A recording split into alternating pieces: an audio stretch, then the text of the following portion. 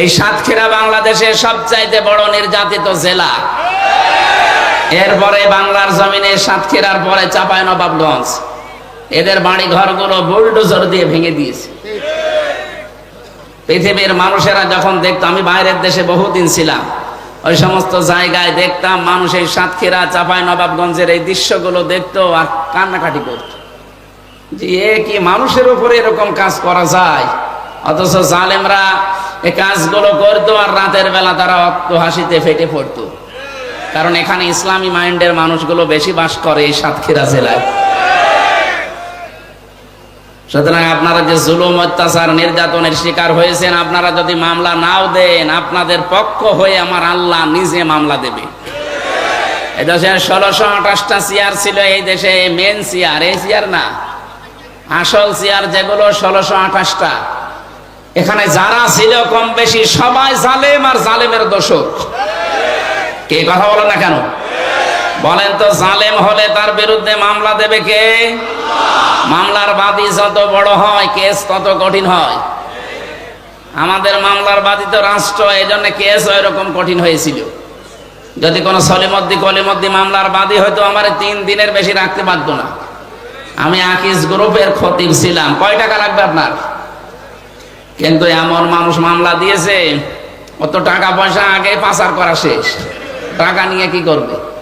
আমার দেশ পত্রিকা রিপোর্ট দিয়েছে না, যাওয়ার সময় শুধু 14টা ব্রিফকেস নিয়ে গেছে, সব মাটি ভরাট করা ছিল।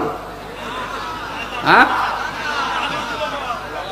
পাইলটকে বলেছে ব্রিফকেস গুলো উঠেছে, বলছে হ্যাঁ চলো, আর কারোর সাথে কোনো কথা বলেনি। এমনকি কাওয়া কাকুকেও বলে যায়নি। আমারও যদি বলে যেত, কল দিয়েছে হামজা চলে গেলাম, 3 বছর জেল কাটালাম, মাফ করে দিও, তাও বলে না, পালিয়ে চলে গেল। এই জন্য আশায় কেউ যেন বুক বেঁধে দেশে বিশৃঙ্খলা তৈরি করেন না, কারো উস্কানিতে পা দেওয়া যাবে না।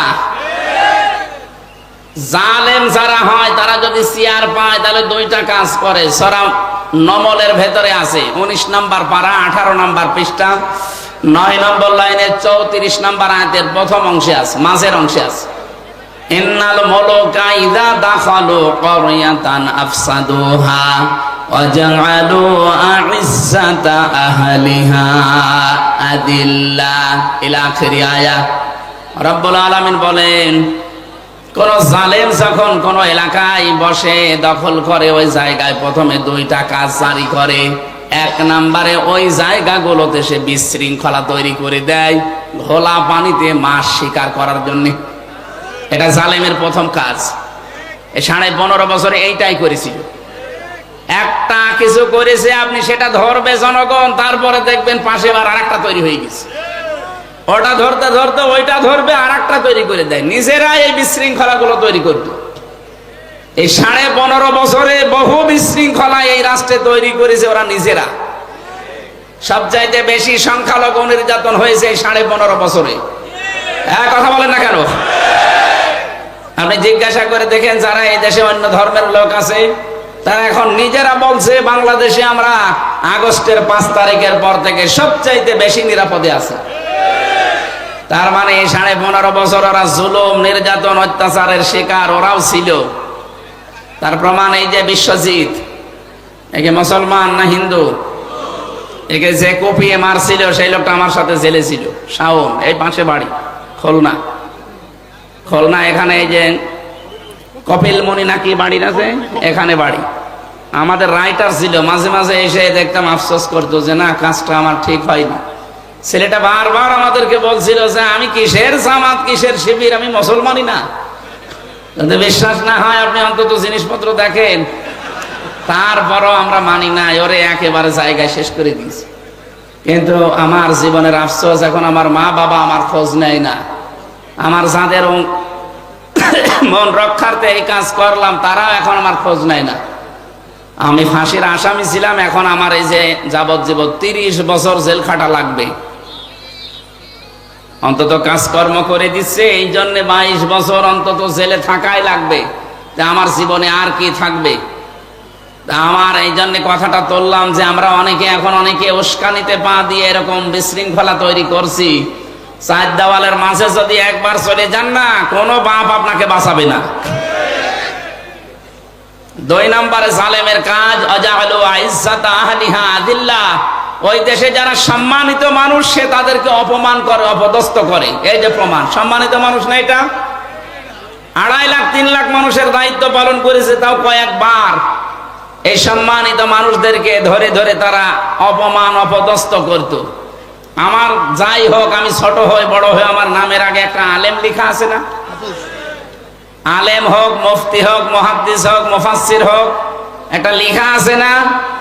আমি নিজেও হাফেজ, কোরআন শরীফ আমার বুকের ভেতরে। আর ওরা এমন আচরণ করতো জেলখানা এবং রিমান্ডে, আমার মনে হয় শয়তানের সাথে এরকম খারাপ আচরণ মানুষ করে না। সুতরাং সম্মানিত মানুষদেরকে যারা অসম্মান করে, অমর্যাদা করে, তাদের সম্মান নষ্ট করার চেষ্টা করে, এরা আল্লাহর ভাষায় জালেম। এরা কি? এদের বিরুদ্ধে মামলা কার? আপনি কি টের পাচ্ছেন কি বলছি আমি? আল্লাহর মামলার আসামি এই জালেমরা। সুতরাং যারা আল্লাহর মামলার আসামি, তারা যেন আমাদের এই দেশে আর ফিরে না আসে। কথা বলেন না কেন? যদি এখনো পর্যন্ত তিনি ওখানে বসে উল্টাপাল্টা কাজ চালাচ্ছে, বিভিন্ন জিনিস দিয়ে চালিয়েছে, একটা হালে পানি নেয়নি, এখন শুরু করছে অমুসলিম, বিশেষ করে হিন্দুদেরকে দিয়ে। পারবে না ইনশাআল্লাহ। জরুরি কাজ থাকলে না, জরুরি কাজ থাকলে যাই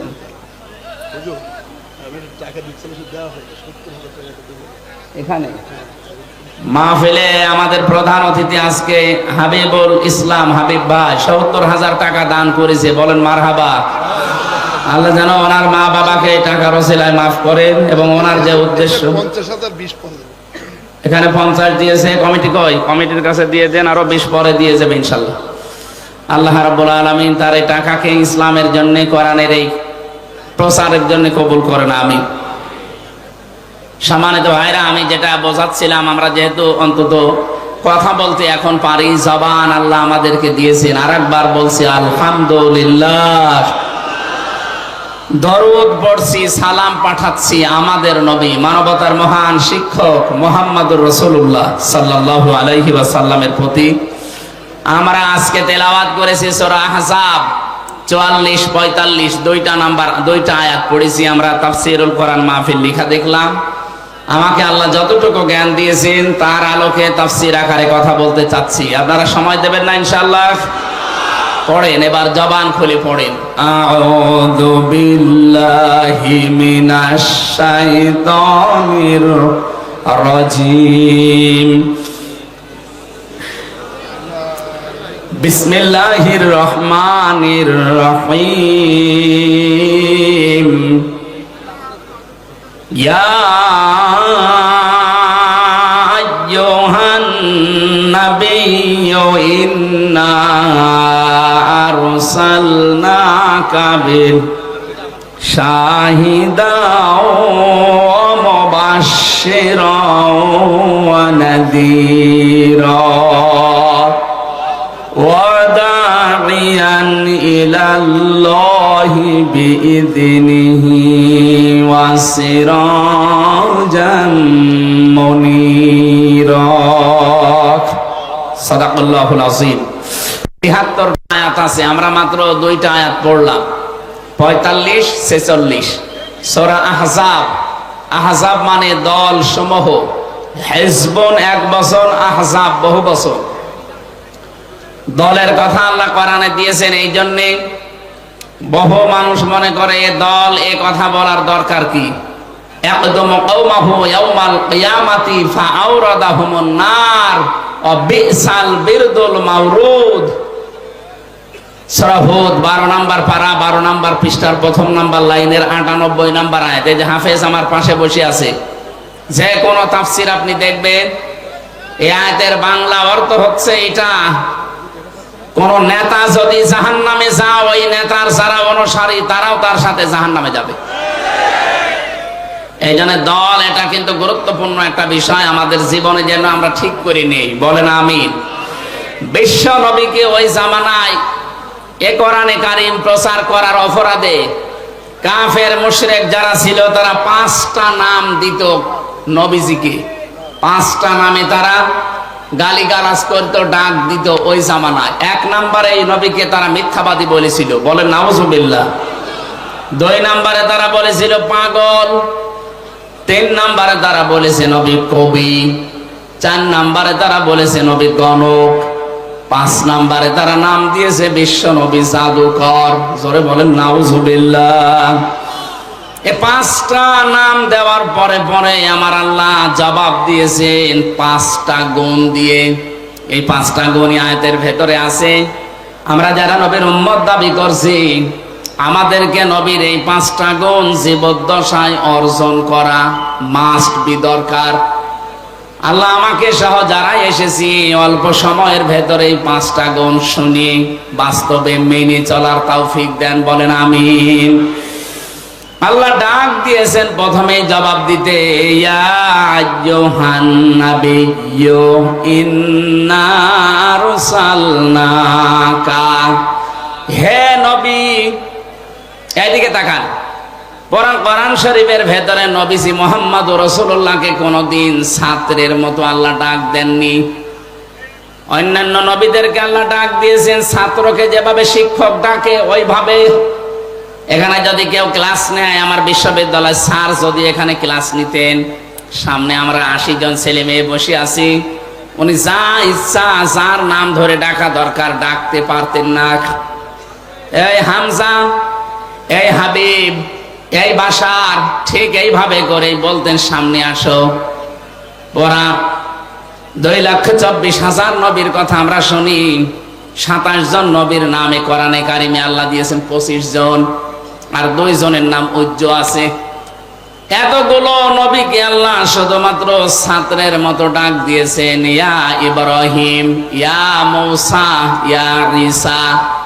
তা আমাদের নবীকে আল্লাহ যখনই ডাক দিয়েছেন সঙ্গে সঙ্গে আল্লাহ রিসালাতের ঘোষণা দিয়ে তার সম্মানটা বাড়িয়ে দিয়েছেন। আমরা যেটা কিছুক্ষণ আগে পড়ছিলাম না, যে মা কানা মুহাম্মাদুন আবা আহাদিম মির রিজালিকুম ওয়ালাকিন রাসূলুল্লাহি ওয়া খাতামান নাবিয়্যিন। শুধু মুহাম্মদ আয়াতে বলে আল্লাহ শেষ করে দেননি, 2টা গুণ দিয়েছেন, একটা রাসূল আর একটা নবী, শেষ নবী। কোরআনের ভেতরে আমি মাত্র 4 জায়গায় নবীর নাম পেয়েছি মুহাম্মদ, কিন্তু সঙ্গে সঙ্গে পেয়েছি রিসালাতের ঘোষণা। সূরা ফাতিহের ভেতরে আছে মুহাম্মাদুর রাসূলুল্লাহ। সূরা মুহাম্মদের ভেতরে আছে নুজ্জিলা আলা মুহাম্মাদি ওয়া হুয়াল হাক্কু মির রাব্বিহিম। সূরা আলে ইমরানের ভেতরে আছে ওমা মুহাম্মাদুন ইল্লা রাসূল। কোরআনে 4 জায়গায় আপনি শুনলেন, কোন জায়গায় শুধু মুহাম্মদ শোনেননি, শুধু ইব্রাহিম, শুধু মূসা। এভাবে যেখানে আল্লাহ নাম নিলেন সঙ্গে সঙ্গে রিসালাতের ঘোষণাটা দিয়ে তার সম্মান যা ছিল আরো বাড়িয়ে দিলেন। এখানে আল্লাহ নবীকে ডাক দিয়েছেন ইয়া আইয়ুহান নবী। আইয়ুহান এই শব্দটা ব্যবহার করা হয় সম্মানিত কোন জায়গায়। এই জন্য দেখবেন পুরা কোরআন শরীফে 89 জায়গায় আছে ইয়া আইয়ুহাল্লাযীনা আমানু। বলেন আল্লাহু আকবার। আমি বোঝাচ্ছিলাম এখানে ইয়া আইয়ু এই শব্দটা হারিয়ে গেছে। মোসাম্মদ সালিমা খাতুন স্টেজের পেছনে আছে, ওনার বাবা আছে এখানে। যদি মেয়েটাকে কেউ পেয়ে থাকেন এখানে দিয়ে যান। অবশ্যই এই লক্ষ লক্ষ মানুষের ভেতরে খুঁজে আনা দুষ্কর। তারপরেও যদি কেউ পান, সালিমা খাতুন, মনে হয় বাচ্চা হবে না, ছোট বাচ্চা হবে, ওর বাবা এখানে আছে স্টেজের পেছনে, এখানে দিয়ে যাবেন। সাতক্ষীরাবাসী, আমরা যেটা কথা বলতে চাচ্ছিলাম, বিশ্বনবীকে আল্লাহ সম্মানসূচক শব্দ দিয়ে ডাক দিয়ে 5টা গুণ বর্ণনা দিলেন। প্রথম নাম্বারে বলেন ইন্না, অবশ্যই আমি, আরসালনাকা, আমি আল্লাহ অবশ্যই আপনাকে আবার পাঠিয়েছি। 2 বার আল্লাহ নিজের নাম দিলেন, ইন্না এর ভেতরে, আরসালনা এর ভেতরে, 2টাই আল্লাহ নিজেকে বুঝিয়েছেন। আল্লাহ বলেন অবশ্যই আমি আপনাকে পাঠিয়েছি শাহিদান, আপনি সাক্ষী। এবার আসেন তো এই শব্দটার ব্যাখ্যা যায়। বহু মানুষ বহুভাবে এই শব্দের ব্যাখ্যা আবহমান কাল থেকে করে আসতেছে, আপনি নতুন ভাবে শুনবেন আজকে। আমি বাংলাদেশের সাথে শাহিদান শব্দটা মিলাবো ইনশাআল্লাহ। আল্লাহর নবীকে আল্লাহ শাহিদান বললেন যে আপনি সাক্ষী। তামাম পৃথিবীতে বিশ্ব নবীকে আল্লাহ সাক্ষী করে পাঠিয়েছেন তার উম্মতের জন্য, বিশেষ করে আমরা যারা। আর কিয়ামতের ওই কঠিন ময়দানে আল্লাহ যখন বিচার আরম্ভ করবেন, আমাদেরকে আল্লাহ অন্য নবীর উম্মতের জন্য সাক্ষী বানাবেন। জোরে বলেন সুবহানাল্লাহ। এবার এখানে শিক্ষা কি? নবীজি যেহেতু আমাদের উপরে সাক্ষী হবেন, এজন্য সাক্ষী হওয়ার অনেকগুলো গুণ লাগে। তার এক নম্বরে সাক্ষী দিতে হলে সত্যবাদী হওয়া লাগে। কথা বলেন না কেন? নবীজি সত্যবাদী, এর ভেতরে কোনো সন্দেহ আছে? ওই জামানায় নবীজিকে সাদেক বলে ডাকতো মানুষ, সত্যবাদী। তার এক নম্বরে গুণ তার আছে। দুই নম্বরে সাক্ষী দিতে হলে উপস্থিত থাকা লাগে, দেখা লাগে। এবার আপনি বলেন তো, বিশ্ব নবী মুহাম্মদুর রাসূলুল্লাহ সাল্লাল্লাহু আলাইহি ওয়াসাল্লাম আমাদের যে কর্মকাণ্ড এখন আমরা করছি, এগুলো দেখতেছেন? বলেন না কেন? না। তাহলে উনি সাক্ষী দেবেন কি করে? এই কোরআনে কারিমের ভেতরে কিয়ামত পর্যন্ত এই পৃথিবীতে কি ঘটবে সব আল্লাহ নবীকে ১৫০০ বছর আগে জানিয়ে দিয়েছেন। জোরে বলেন সুবহানাল্লাহ। এমনকি নবীজি নিজে আসেন নাই দুনিয়ায়, এখনো আসতে তার 50 দিন বাকি। ওই সময় একটা ঘটনা ঘটেছিল মক্কাতে, ওইটা নবীজিকে আল্লাহ সচক্ষে দেখার জন্য জানিয়েছেন। আলাম তারা কাইফা ফাআলা রাব্বুকা বিআসহাবিল ফিল। ভালো করে বোঝেন, সারা জীবনে আয়াতটা পড়েছেন। এখানে শিক্ষা কি? আল্লাহ বলেন, হে নবী আপনি কি দেখেননি এই চোখ দিয়ে? তারা মানে এই চোখ দিয়ে দেখা, আর নাজারা মানে গবেষণা করে দেখা। হে নবী আপনি কি দেখেননি এই চোখ দিয়ে হাতিওয়ালাদের সাথে আপনার রব কি ব্যবহার করেছিলেন? বলেন তো, যখন এই ব্যবহার হাতিওয়ালাদের সাথে আল্লাহ করেন, কাসফে মাকল বানিয়ে দেন, ওই সময় নবী উপস্থিত ছিল? কথা বুঝতেছেন? ওই সময় তো নবী দুনিয়ায় আসেন নাই, ওই ঘটনারও 50 দিন পরে তার জন্ম। তাহলে আল্লাহ তারা দিলেন কেন? এই জন্য তাফসীর মাহফিলে আসতে হয়। যেটা দেখে দেখে বলা যায় তার নাম তারা। আপনি তো আসেনই দুনিয়ায়, দেখলেন কি করে? নবীজিকে আল্লাহ দেখার কথা এই জন্য জানিয়েছেন। হে নবী, যদি ওই ঘটনার সময় আপনি ছিলেন না, কিন্তু কোরআনে কারিমে আমি আল্লাহ আয়াত নাযিল করার মাধ্যমে আপনাকে আমি জানালাম।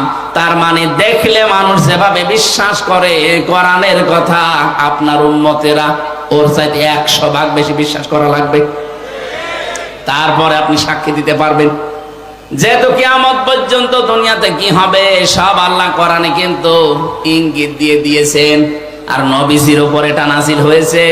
বিশ্ব নবীতে সব আগের থেকে তিনি আল্লাহর কাছে জেনে ফেলেছেন।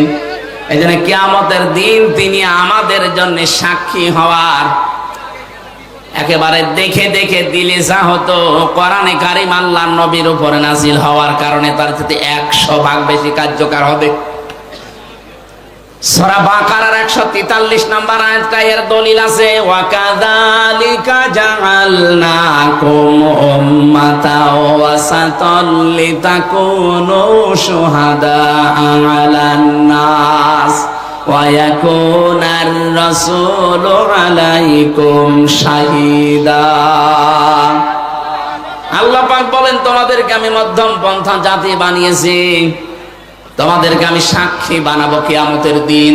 আর তোমাদের উপরে আরেকজন সাক্ষী আছে, তিনি আমার রাসূল। আমি বারবার এই দুইটা শব্দ বলছি, সাক্ষী আর রাসূল। কেন? কিয়ামতের দিন আমাদের বিরুদ্ধে, আমাদের পক্ষে, বিরুদ্ধে নাই পক্ষে সাক্ষী দেবে আমাদের নবী। সাক্ষী দেওয়ার যতগুলো গুণ ছিল তার ভেতরে আছে না নেই? আর জোরে বলেন।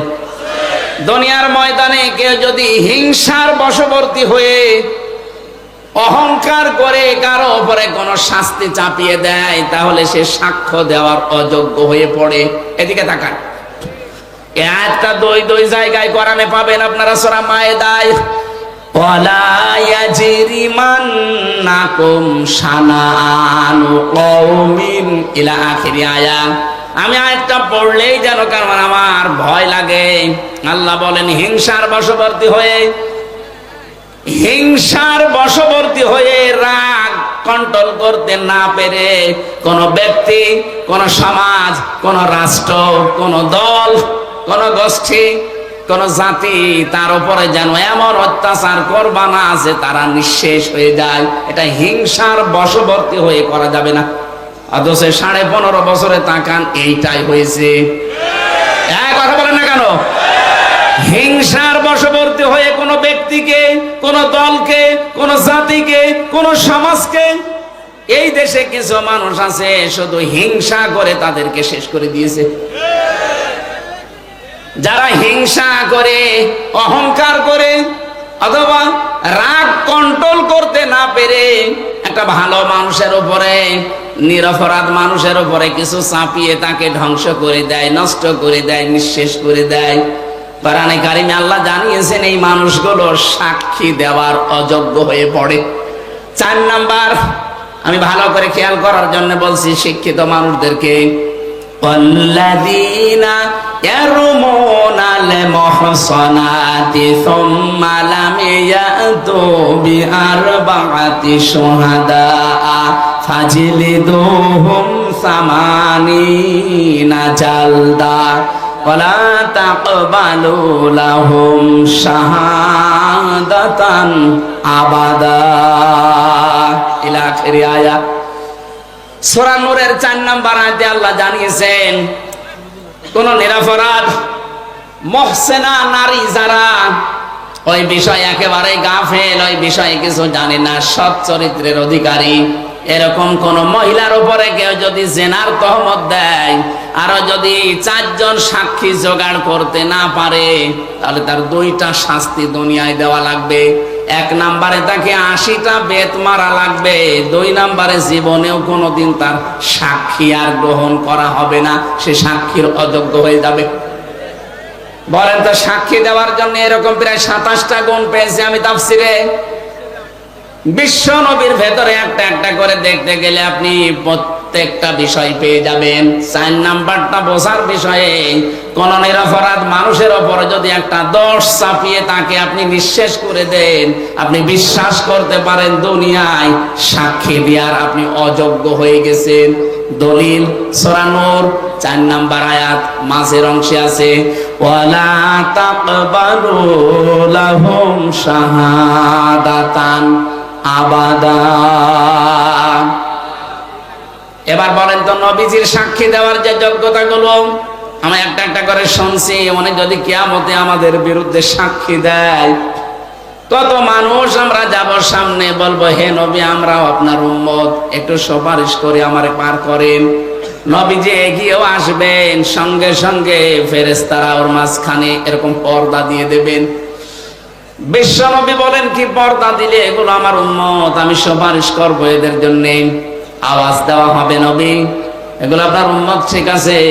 আপনি দুনিয়া থেকে বিদায় নেওয়ার পর আপনার রেখে আসা ইসলাম, আপনার আদর্শ এরা উলট পালট করে ফেলেছিল। আর যেটা সবচাইতে বেশি হচ্ছে বাংলাদেশে, এক কথা বলছে না কেন?